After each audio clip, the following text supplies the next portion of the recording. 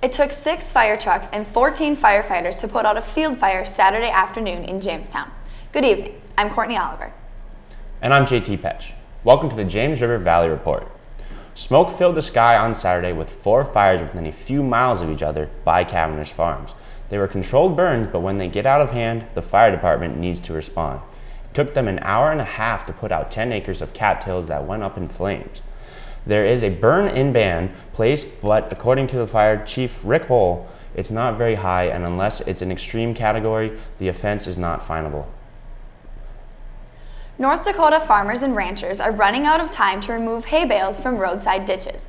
The state transportation department says the deadline to remove bales is November 1st. They must be removed for snow management and safety. Officials say any that remain after the deadline will be removed. Medora, North Dakota is one of the state's top tourist destinations in the summer, but they want to be an attraction in the winter too. The city council in the old west town of Medora has approved an outdoor skating rink that will be built near a downtown hotel. The town usually closes at the end of the summer season, but several shops and restaurants now plan to stay open year-round. Cost of the project is $3,000, and officials hope the rink will be open in time for the town's annual old-fashioned Cowboy Christmas event. The University of Nebraska's Bureau of Business ranks North Dakota number 2 in encouraging the development of business entrepreneurs. The 50-state study rated Massachusetts number 1, with California, New York, and Minnesota rounding out the top 5. North Dakota ranked 8 in 2010, the last time the university did the study. Some of the country's leading manufacturing companies are starting a program to help veterans learn the skills necessary for manufacturing jobs.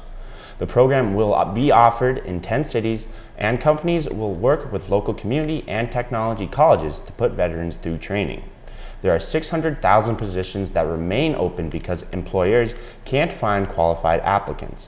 The unemployment rate for veterans of Iraq and Afghanistan is 2% higher than the national unemployment rate of almost 8%. 2 Americans were awarded the Nobel Economics Prize today for studies on the matchmaking it takes when doctors are coupled with hospitals, students with schools, and human organs with transplant recipients. 60-year-old Alvin Roth is a professor at Harvard University, and 89-year-old Lloyd Shapley is a professor emeritus at the University of California, Los Angeles.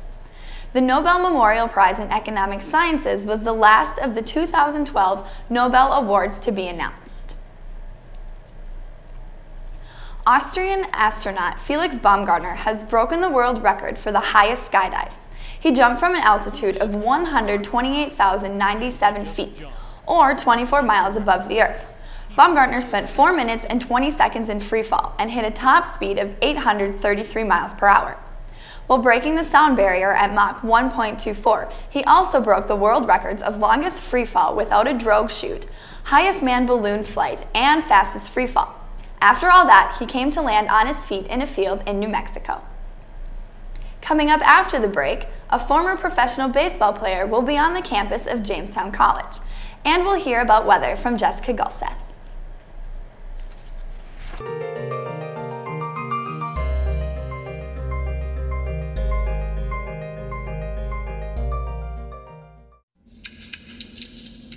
When I have an asthma attack, I feel scared. Sometimes my parents have to take me to the hospital. I feel like a fish with no water. You know how to react to their asthma attacks. Here's how to prevent them. Call 1-866-NO-ATTACKS. Visit www.noattacks.org or call your doctor. Because even one attack is one. I took a trip to Elkhart, Indiana today. Elkhart's a place that has lost jobs faster than anywhere else in America. The people who've lost them have no idea what to do or who to turn to. In fact, local TV stations have started running public service announcements that tell people where to find food banks, even as the food banks don't have enough to meet the demand. Josh Canales formerly played baseball for the Los Angeles Dodgers and has since devoted his life to ministry. He'll be coming to Jamestown College to give his testimony and other inspired messages this coming Wednesday, October 17th at 8 p.m. in the Ryland Fine Arts Center Auditorium. The event is free and open to the public. Well, Jessica, weekend was definitely nice out there. The football game definitely was warmer than I expected. Yeah, a lot of people said that. If you went to the game, a lot of people were, carrying around hot dogs and water instead of cocoa and coffee. So it was a little strange for some people. A lot of people were sweating, shedding some layers, and the strange weather will continue. Tomorrow, a little bit of rain in the early morning with a high of 72 degrees and an overnight low of 45. And then out of the blue, a 50% chance of rain for the evening. The rain will carry into Wednesday, where we'll see a 40 to 50% chance of rain all day. So make sure to carry your umbrellas around. You could, however, get away with only jeans and a sweatshirt for the day. We'll be seeing a high in the mid-50s. Thursday won't stray too far from the rest of the week. We'll start with a 40% chance of rain and a high of 46 degrees for most of the day. But then as the night falls and the temperatures drop, we'll see that rain turn into snow. Don't fret too much, very low accumulation if any. Friday, a little on the cool side with temperatures just under 50 degrees. The weekend will be fairly calm with a high in the mid-50s for Saturday, and Sunday barely a high of 50. Well, Jessica, it looks like I might be able to get in a few more rounds of golf before the weather turns. Yeah, definitely. A 14-year-old Pakistani girl was shot in the head and neck October 9th for speaking out against militants and promoting education for girls. The Taliban is responsible for the attack. Now the girl, Malala Yousafzai, is being transferred to Britain for further medical treatment. She's being cared for at Queen Elizabeth Hospital in Birmingham, according to published sources. The hospital is the main receiving facility for British soldiers wounded in Afghanistan. A spokesman for the hospital said the staff is very confident that they would be able to provide Yousafzai with necessary care. When we come back, Beth Ryan has sports and a new Alaskan addition to the New York Aquarium. Courtney Oliver will have more on that after this. You can't save money? That's easy as pie. Brown bag your lunch instead of going out. $6 save times 5 days a week times 10 years is $21,000. That's a lot of lettuce. Small changes today, big bucks tomorrow. Feedthepig.org. Severe weather can destroy a home in seconds. There's no time to think, only time to act. Have a kit so you're ready for any emergency. Develop a plan for what you and your family will do before disaster strikes. And stay informed during severe weather any way you can. It can be the difference between losing your possessions and losing your life. Just ask the owners of this house. Visit weather.com/ready and let the Weather Channel help you prepare your family for emergencies.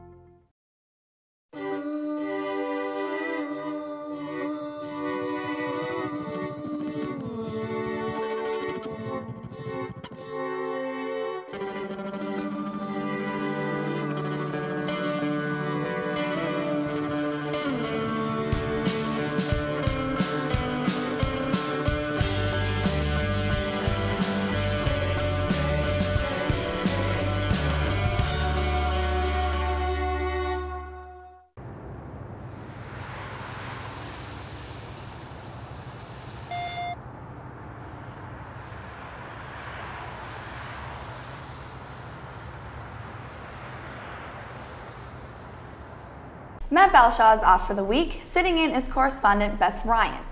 The Jamestown men's basketball team kicked off their season this weekend. The cross-country teams held their Jimmy Invitational, and the football team played in the homecoming game against Dickinson.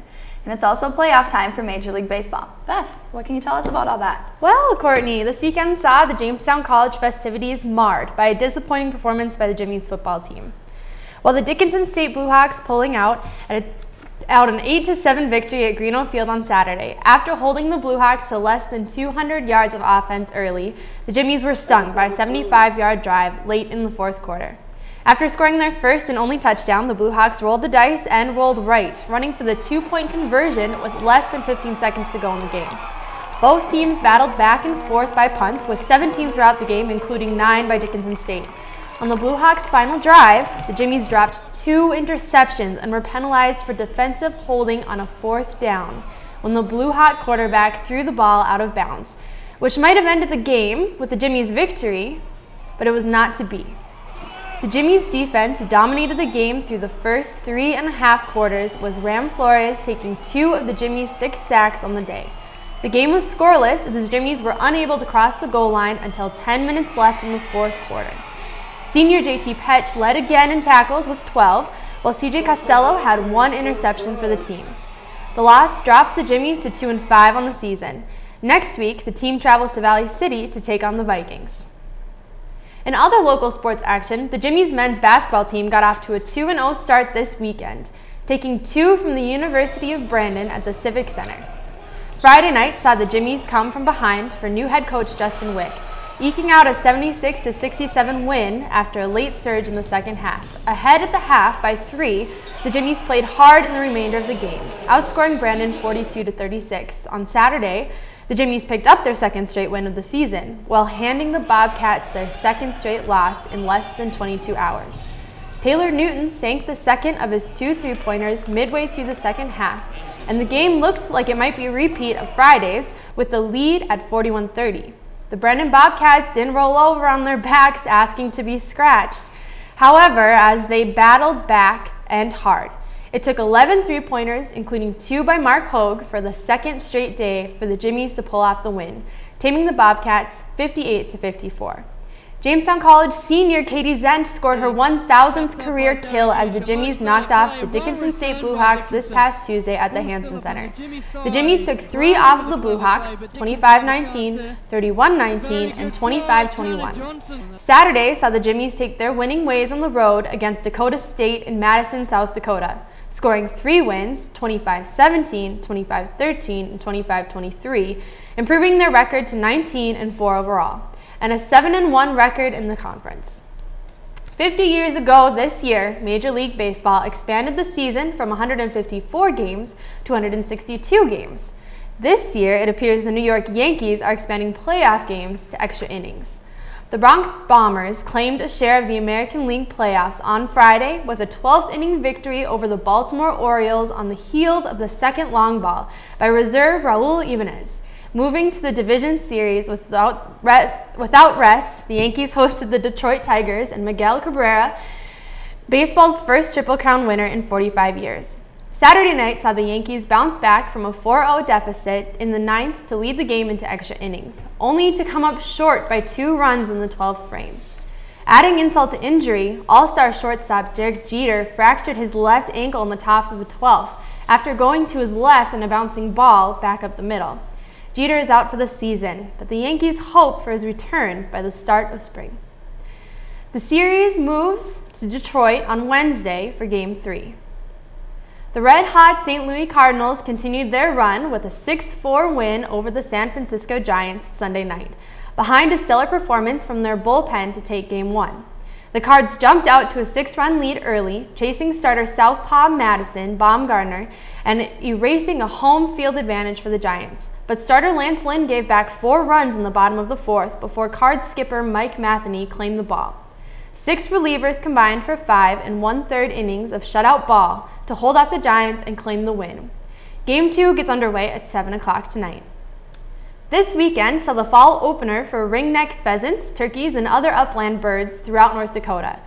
The unseasonable weather, with temps reaching the upper 60s, saw hunters taking to the field in search of a bird population that's bounced back after 3 rough winters in a row. North Dakota Game and Fish officials said hunters should find plenty of birds this fall, as spring survey showed the pheasant population rebounding nicely.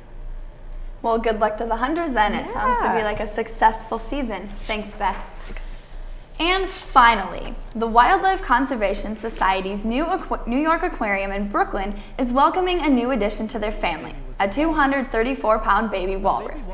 The 15-week-old mammal was rescued from the ocean off the coast of Alaska in July, and the aquarium is set to bring the walrus, named Middick, home on Thursday. Middick will spend the first month in isolation at the aquarium's medical facility. He will join 2 other walruses in the exhibit next spring. And that's the James River Valley Report for this Monday, October 15th. For JT Petsch, Jessica Gulseth, and Beth Ryan, I'm Courtney Oliver. Thanks for joining us. Good night.